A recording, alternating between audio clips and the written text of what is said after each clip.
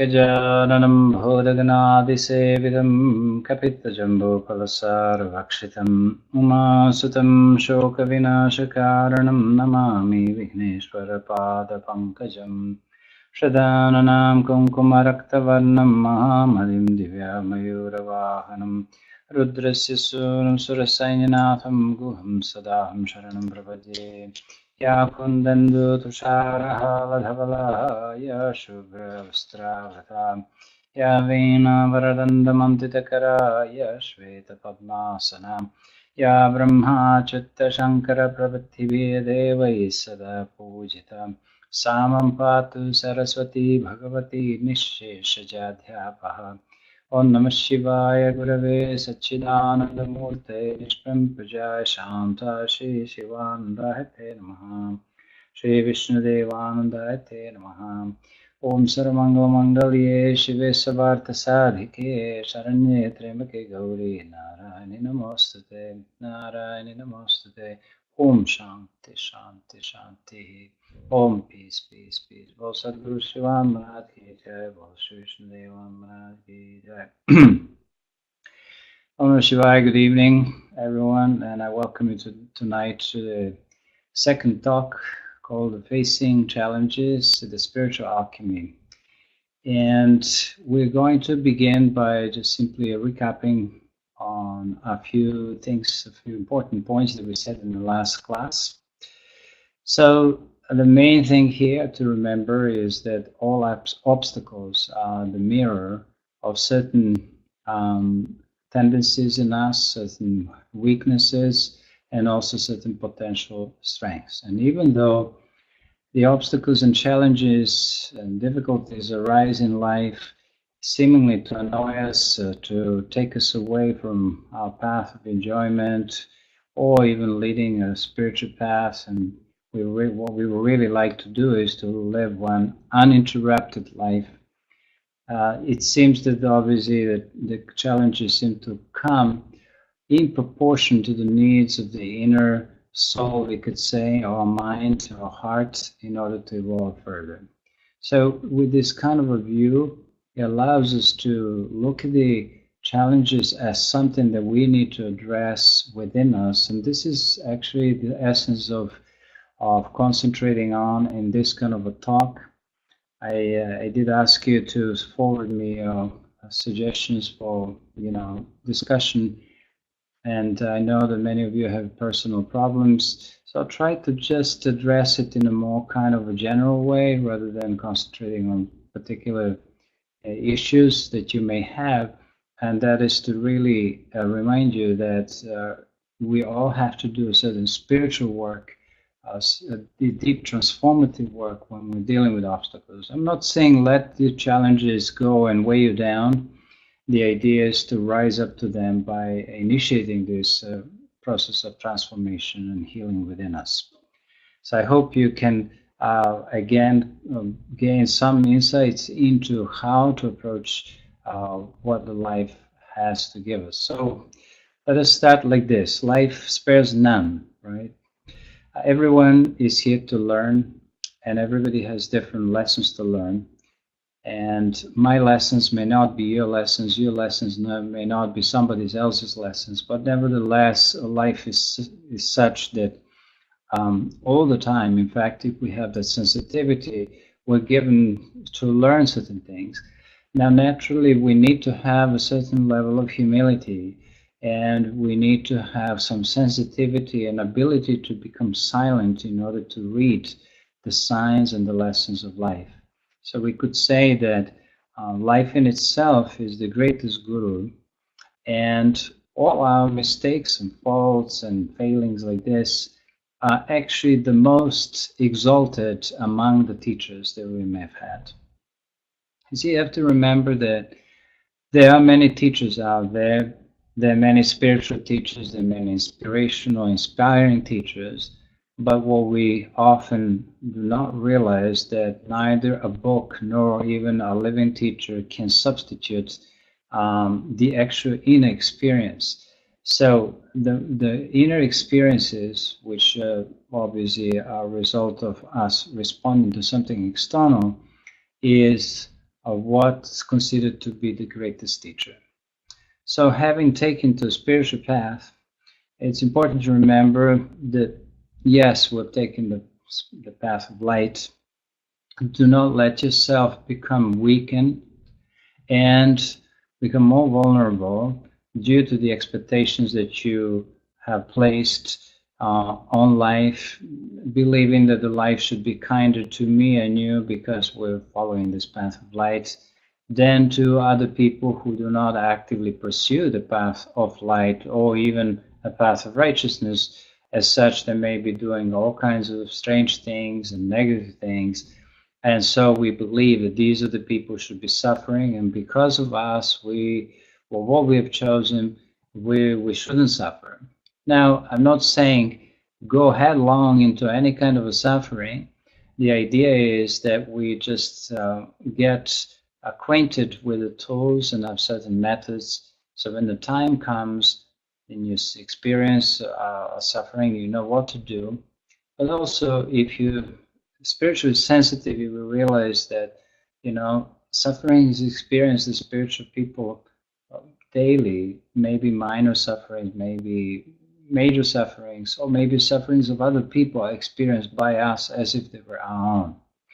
So this has to be corrected or righted in a sense, this attitude that the life has to spare us. It spares nobody. Life is not about me, you, or anybody else. Life in itself is a manifestation of cosmic intelligence, and the cosmic intelligence does its work of helping all the units of life, all beings in this creation to evolve towards the Father or God.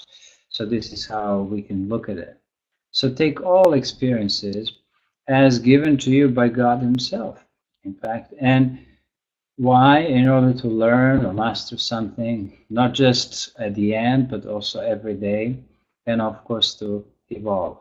And I would say rely on your own light to lighten your path. It is okay to rely on somebody like a teacher to help us step on the path, but we need to make the other steps. Remember, as we said before, a teacher may show you how to do the headstand, but he cannot do the headstand for yourself. So there's got to be a greater sense of greater degree of self-reliance developed in our life, and this should be the part of a daily re-education of our own mind, of our subconscious mind, our will, imagination, everything. We must understand and believe that all powers are within us, and there is no power that is external to us. And if it appears to be external to us, it is only because that external power has touched on some kind of a power within us. So this is a little bit of just capping on what we said in the last class. And the last thing from the last class was to remember that all obstacles or challenges, including the failures, are truly the parts of that path of learning and the part of our spiritual path. And for most of the path, all these obstacles and challenges are the path. The most of the spiritual path, at least initially, is about purification. And this purification is kind of initiated by the life itself. Whenever there is something in us that needs some kind of a loosening, softening, remodeling, redisciplining, whatever it is, you can use any word like this, then the life corresponds to it by creating a particular experience for us. Now you have to remember, for any experience to have, the whole life has to cooperate and communicate in a sense to allow for a particular experience to take place. Therefore, knowing that behind the whole life is this wonderful cosmic intelligence, we have to imagine and somehow its work. And just like in our own body, thousands of billions of cells are working together for the benefit of one organism alone. And we need to think like this, that the whole cosmos work in order to benefit, a single unit at a time. Of course, this is just a little bit limited of a imagery that we have to use, but this is important. So remember that every difficulty and every challenge that is there must serve your purpose. And you have to be here an alchemist. The alchemist part of this process of facing challenges consists in two things. One is how to make something that continuously irritates you, that makes you suffer, that seems to be drawing out the worst out of you. Uh, how to make that into kind of an angel in disguise, into something that helps you evolve. That's the first thing. The second principle is how can we, who are obviously facing so many challenges in life, and we're equipped with only a few qualities, perhaps even not exactly evolved or developed to the extent that we would like to, how can we multiply them? How can we make out of one grain of wheat or rice into 1,000, and 10,000, grains of rice or wheat? So this is the secret of alchemy. And it's pretty simple, but it requires a re-educating our cognitive kind of approach to it. We need to think in a different way. So every day you have to say, okay, this is an obstacle, this is a challenge. How can I grow? How can I make it work for me? What is the teaching then? Sometimes it may not be obvious, and you have to wait. At other times it will be very obvious. And as you evolve in spiritual life, and this sensitivity increases as such, you're going to be able to read life events very beautifully. You will not just read the life events for yourself, you will read them for the whole nation, for the whole world, for this whole planet Earth. It will be messages in everything. This is how people used to live. But, as I said, it requires that we have some degree of practice, that we have some also humility, and as I said before, silence. So you are to become a spiritual alchemist, and I would say also a spiritual warrior. I love this idea of a warrior, but I don't like a warrior with weapons. I like a peaceful warrior. So I would call this path myself a path of a peaceful warrior. You see, the word warrior, at least to me, connotes the meaning such as like this: do not give it up. You failed once, you failed 10 times, 100 times, 1,000 times. You stand up again. You don't give up. This is the secret. Another meaning of this is that we have to keep staying alert as we're moving among the objects, amongst the people, and all these things that seem to make us a worse person. Sometimes, of course, there are people and objects that make us feel better about ourselves and about life itself. But all these things that seem to kind of be purifying something within us, if I may say that way, are not necessarily the very direct cause of something. They appear to be that. So let's say somebody is making me angry, right? In whatever, in the way they say things, they do things and all that. But then the question, where does anger come from, has to be answered. Does it come from a person that I am thinking about? Or is anger coming in fact from within this mind? But so then what is the relationship between this person and this anger? So yes, I can embrace now that I know this, I can embrace the situation that the person is making me angry, and I think of the person as being my teacher who is teaching me about my own anger.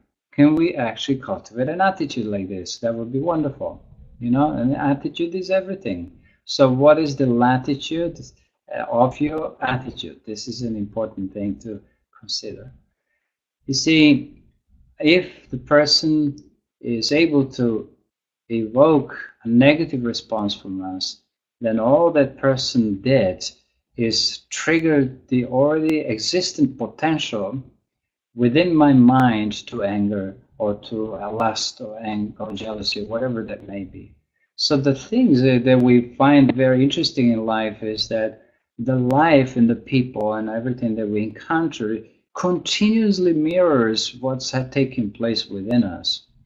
It is not even taking place in a serial manner, one after another. It's continuously taking place. Wherever I look, imagine you're looking everywhere and there is a mirror. What do you see? You see your reflection. Now, this also can and should be applied to a positive side. If we think only about our problems, we will have more problems. So what we need to do is also understand that the very world and everything that is within us also very readily reflects the positive things within us. Suppose I want to change some bad habit in my life. I want to learn to be less arrogant. I like to speak more kindly. And all of a sudden, there is a response also in creation to this kind of events. It's like, when your body is ailing and you're ready to do something to improve its health. Well, this is exactly what takes place, is because all of a sudden you decided not to eat some bad food, you decided to exercise, the whole body responds.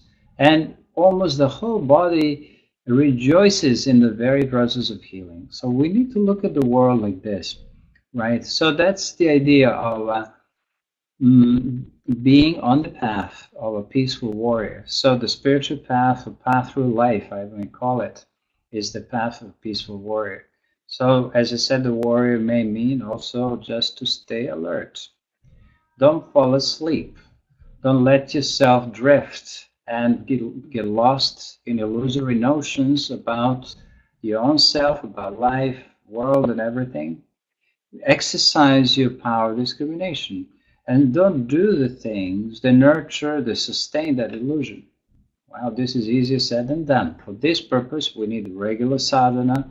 I said before, we need a diary. We need to keep monitoring our practices. The mind is very elusive force. It's very difficult to know where we stand at any given moment. And the third thing is that you need the regular satsang.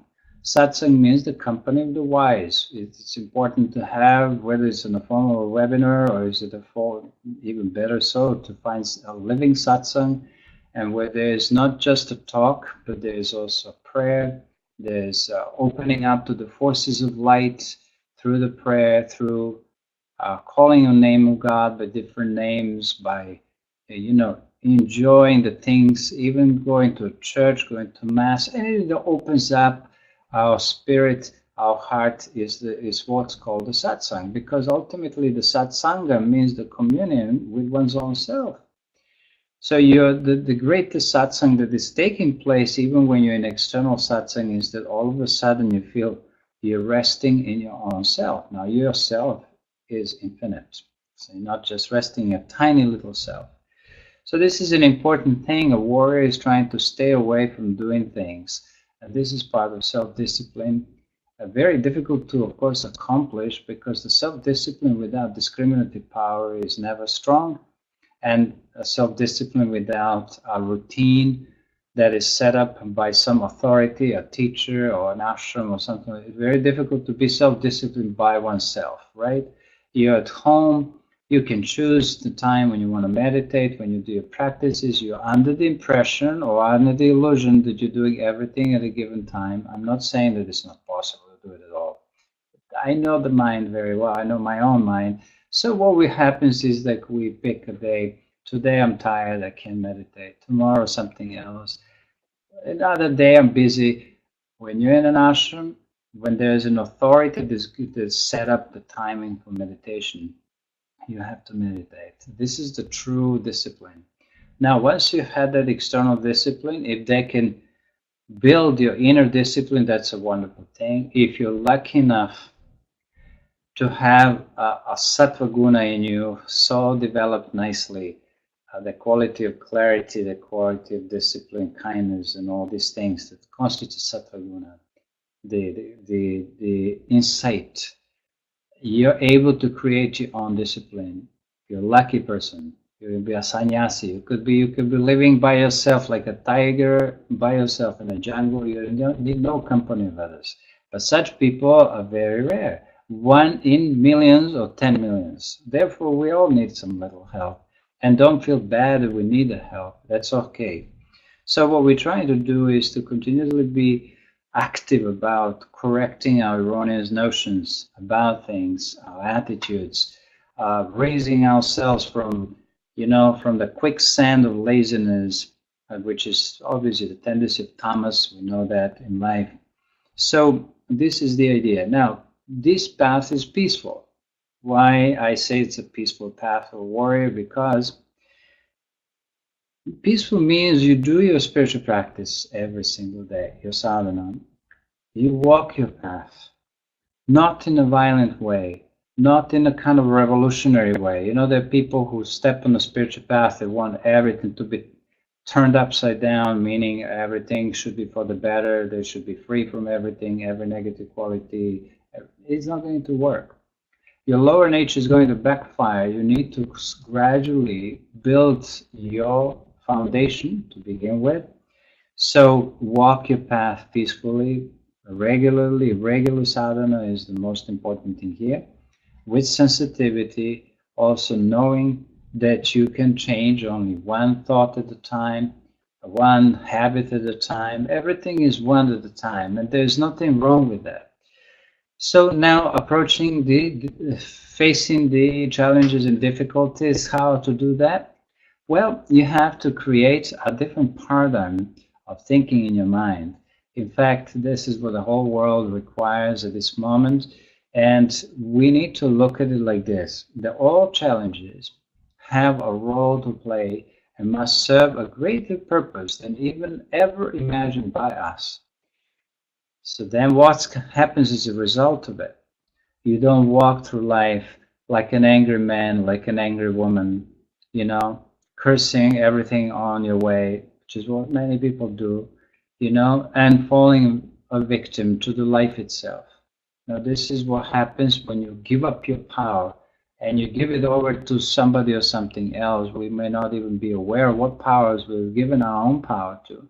So taking the responsibility in our life is reclaiming your own power. Now, this is, again, easier said than done, and we need this kind of talks and meetings in order to remind ourselves that that's basically the work to them. So we need to think of what and understand what a particular challenge has to teach us, and above everything, not just teach us, but also to give something to us, to gift something to us. This is an idea. So, for example, when you have a challenge, with that challenge comes a certain understanding that is developed as a result of it. Then you have a certain strength that you develop as a result of it, or wisdom, or non-attachment, or kindness, whatever that may be. So this is how we are going to look at. So to be able to understand what a particular experience should mean to you, and what the precious lessons are in it, within it, hidden in it, what we need to do is to learn to not start by considering a particular challenge or problem or difficulty as a form of punishment that is coming from God or somewhere else, or from life itself. This is important, right? Sometimes we think, oh my God, why is this happening? Why did the Lord create this particular thing for me? Well, it seems the Lord is always busy creating problems for people, but the people never realize that they created, in the first place, they created problems for themselves. We're not going to go right now into it, but this is the idea, that take it for granted here, that the suffering that takes place in life, is always a warning. It is a sign. It is a lesson. We could say it's an effort on the part of this cosmic intelligence to stop us when we are on a slope, when we're about to tumble down the mountain and destroy ourselves at times. So this is an important principle, that the suffering is never meaningless. Now, when I say suffering, I don't mean necessarily a deep suffering. Sometimes they may take place. But any form of difficulty or challenge is a form of suffering. And therefore, there's always a calculated principle of an awakening, or teaching, or healing, whatever it is, within that experience. So, I have to also say that more than often, the human beings are very stubborn. Yeah, we stubbornly challenge this divine intelligence even without us knowing it, and we refuse to obey the laws of life, or laws of nature, or laws of health, whatever that may be. And maybe we disobey the laws of truth, or righteousness, or even kindness, whatever it is. So the suffering then becomes the only medicine that has a transformative effect. For those of you who have read the Mahabharata, this is one of the most interesting principles of that scripture, is that the suffering that molds a human character. I will share this with you from Swami Shivananda. He says something wonderful. He says the human mind refuses to surrender its inveterate habits and gross limitations unless battered by circumstances and brought into the disciplines of suffering. Then he says, comfort, coziness, pleasant life, all these things basically makes the mind lazy. We know that. So stress, a strain, or some kind of a challenge like this stir its powers of spirit in the mind. Pain and privation, he says, purify the heart, develop the willpower, and discipline the entire nature of a human being. They aid the mind examine itself, take an inventory of its resources, and establish a mastery of its own weaknesses. This is how we have to keep on thinking, because it will reduce this resistance that we carry within us when the things come up and we're not sure what to do. So when we disobey whatever the laws there are, the main law that of course exists in life is that of love. But of course, very few people understand what love is. And when this law has been disobeyed, crossed, or in any kind of a way, that's when the suffering arises. Let's say we disobey the laws of health, then what happens? The sickness comes. If we all disobey the law of love in some different other ways, some other ways of suffering comes. Now, the suffering is truly a form of like deprivation of freedom.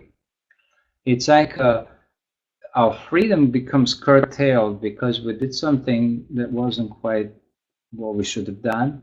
And so we become, in a way, deprived of the freedom to do as we like. And we have to remember that we learn in many different ways. And what the cosmic intelligence does, first of all, it brings the spiritual teachings out there to humanity, to embrace it. Of course, majority of the humanity will not embrace it. So they will keep on pushing the boundaries of their divine laws. Now, the true we learn from, of course, the teachers, and we also learn through our own conscience, if we're able to hear its voice. And if we do not, we learn from our own mistakes. So this cosmic intelligence only uses suffering as the last resort. Okay, this is important to remember.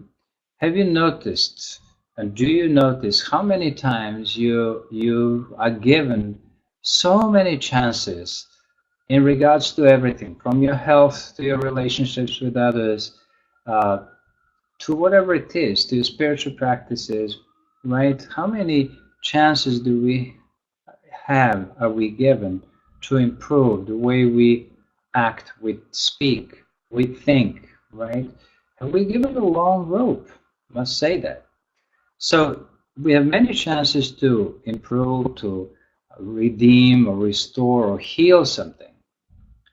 And we have that as a gift, in a sense, from this cosmic intelligence, which is not really interested in creating the punishment immediately for us, because the intelligence wants us to grow, right? So also, what tends to happen is that humanity, or human beings, continuously look for a way to basically increase to create the imbalances in their life. So this is a very interesting situation. Now, um, you can only imagine that, for example, in the world of animals, such things cannot happen. That is that they cannot and they will not cross the laws they're supposed to follow. Okay, so to think about the life as a complete justice, even when there seems to be injustice, this is the way to look at it. It is, in fact, this idea of injustice that prevents the human beings from evolving. Now, a new principle comes to some work on our own selves. This principle means that whatever the difficulties and challenges we carry within us, failings, we can transform them by thinking in this way. There's a Sanskrit proverb that goes this way: rightly used, rightly directed, the very means of fall are the means of rise. So the purpose, of course, of any challenge is to discover your own strength. But the strength is not necessarily discovered by winning alone. The strength is discovered by engaging, by trying again and again and again. So human beings obviously learn from experiences, and they learn above all from painful experiences, from their unhappy experiences. So what we need to do is to try to slow down, try to stop, and draw from everything, every experience in our daily life. There's a wonderful lady, I cannot remember right now her name. She wrote something about how so many people feeling either some form of regret, or they feel like they would like to abandon their experiences, and that they would like to wish that they've never done certain things and so on. But this is really an incorrect attitude. You must embrace all of your past if you want to heal it. You cannot push something and say, okay, well, I don't really like what I did this, I don't want to even think of it. You have to actually accept it, right? Now, we know that many of us are not able to learn from our experiences. Some people, for example, have the same unhappy experiences over and over again, but they're not able to really learn nothing or do nothing or very little to expel that kind of a chaos that is manifesting or has manifested. So of course people suffer and they're not proud of of being in the same situation again and again, but they're used to living in this kind of a way. So what we need to do is to every day make a little effort to move forward and to seek harmony, to love more, to be aware more, and to desire this harmony, and try to introduce this harmony to every moment you make in your life, whether it's your physical body, it's your speech, it's the manner of your thinking. So you want to increase your level of harmony, a level of kindness to a maximum degree. You may want to say every day like this. Some will create like a little prayer. You can say, I embrace all life, all experiences, and I will learn from everything and everyone, whoever I meet. The whole universe is my supreme teacher, and every mistake that I made and every difficulty that I've experienced, I will take it as a precious lesson for myself, and I will think of it as a manifestation of the greatest kindness of my Guru in the form of life itself. Something like that. You think of some prayers. You got to use your poetry, your capacity for poetry. You have to use your imagination in the sweetest kind of a way, and when you're praying, not to, some people don't pray. They think, oh, well, I'm practicing awareness, I'm practicing this and that, I'm a Vedanta, Jnana Yogi or whatever. Everybody should pray. One side, because you and myself have some pretty stubborn mistakes, stubborn ways of seeing things. You know, there's the weaknesses, the things that, so when you pray, you open up and then you ask for some forces of light to come into your life. This is important. And I think it will be very beneficial to think of the of a life being continuously proactive and trying to help you. And remember, there's no greatness that can come from any other place but from your own experience of failure. This is a beautiful way of saying by James Allen. Nothing can lead you to such a greatness as what you as the experience that you may failed in. I always think that this is important because many people do not really understand the nature of what has been taking place in their lives. You see, you have to remember that every being, every human being arrives on this earth with certain shortcomings. And these shortcomings may manifest in the form of anger, jealousy, hatred, greed, lust, name it. There are millions of them, but there's some basic ones. And these shortcomings generally vary among the people in degree, in a manner they manifest, in intensity, or you could also say severity. So all these weaknesses are there, and they have the very same cause. What is the cause behind our weaknesses that we're going to use as alchemists? Well, the cause behind our weaknesses are our past lifetimes. We have no ability, for most of us, we have no ability to look into them, but we know that if we're doing something easily, spontaneously, or we have no discriminative power to stop doing something, I'm talking about the negative experiences, that means that we've done some similar mistakes in previous lifetimes. Those mistakes have accumulated in a form of powerful vasanas. We call them vasanas, like the desires, the impressions of desires. They're accumulated and they're condensed and now solidified into some kind of a growth, some material like that. And now, just like a tumor in a sense, and now the humans are faced with that kind of a matter which is very resistant, opaque. It doesn't receive any light. And so that's basically the idea of all these spiritual struggles that we talk about and think about. So what should we do? We'll reverse the process, right? Dissolve this growth, this kind of condensed, solidified things by reversing the process, by applying the, first of all, aspiration, inspiration, pure positive thoughts, actions, continuously being busy, and yet not denying if these negative things come up and just deal with them. But the best way to deal with the negative is to be proactively positive. It will give you greater strength to deal with the negative. We do not never say just suppress. This is not the way to do it. You have to look at things. But the best thing to do is bring more harmony into your life, more purity, more light, more everything. Warm up to people, warm up to everybody, warm up to life itself. You know, many people are so cold, you know, and so because they just forgot how to give up their warmth to others. You know, there are people that look at you, they may be even beautiful, and yet they emanate such a cold that you could probably need to put a sweater on.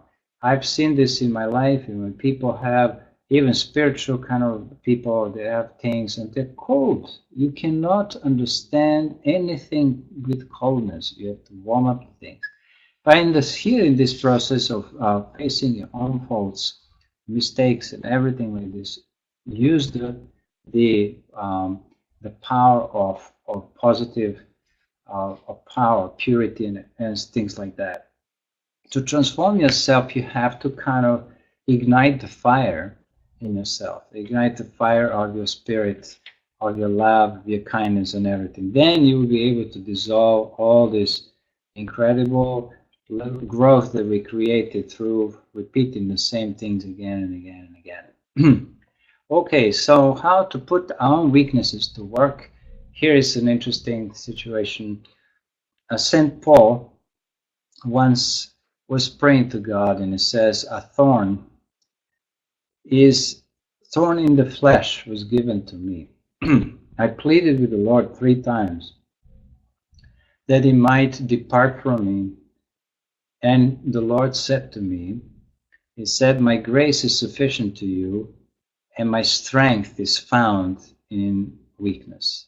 Or the strength is made perfect in weakness. What a strange words, but they're full of meaning. Let us see what this means. Means that everyone on this path has some weaknesses and faults like that.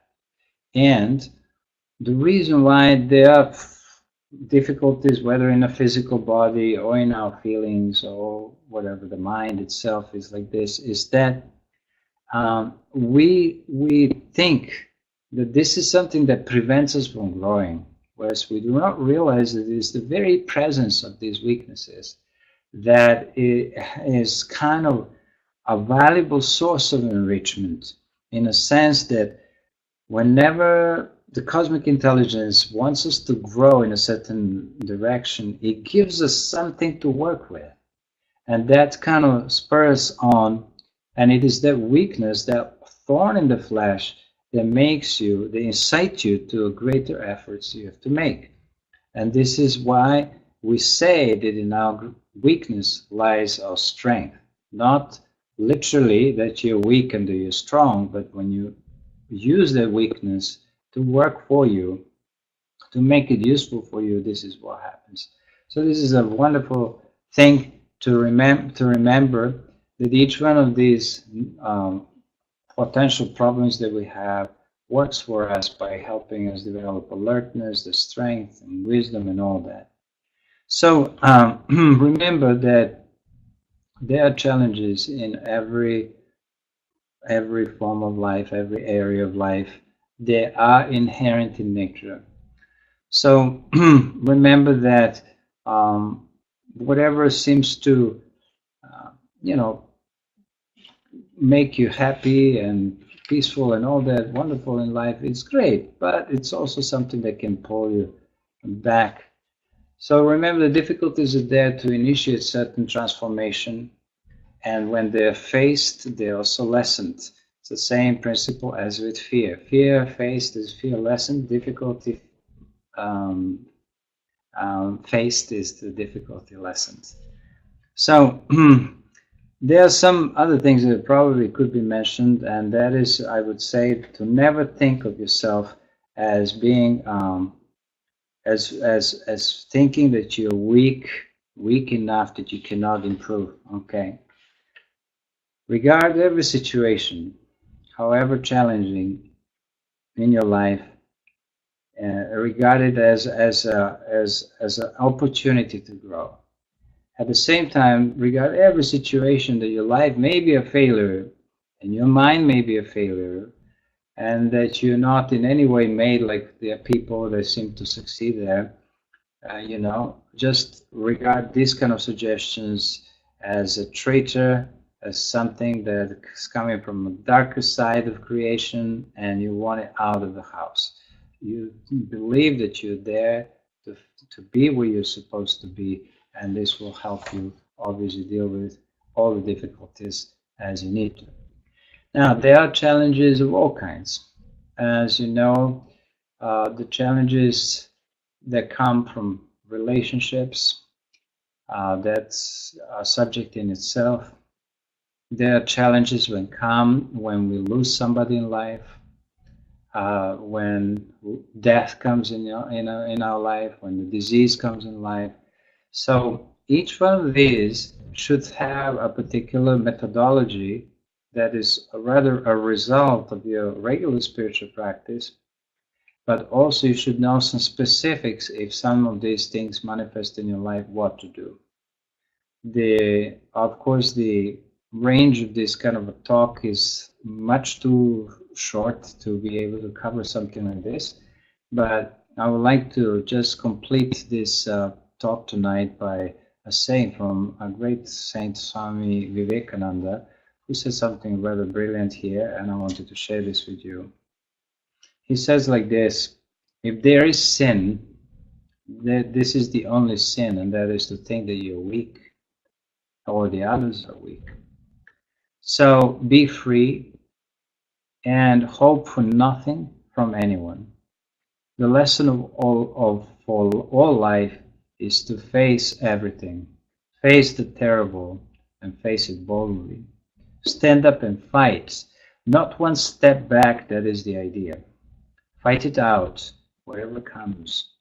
Let the stars move from the sphere, let the whole world stand against you. Death means only a change of a garment. What of it? Thus fight, you gain nothing but becoming cowards. Taking a step backwards, you do not avoid any misfortune. You have cried to all gods in the world. Has misery ceased? The gods come to help you when you have succeeded. So what is the use?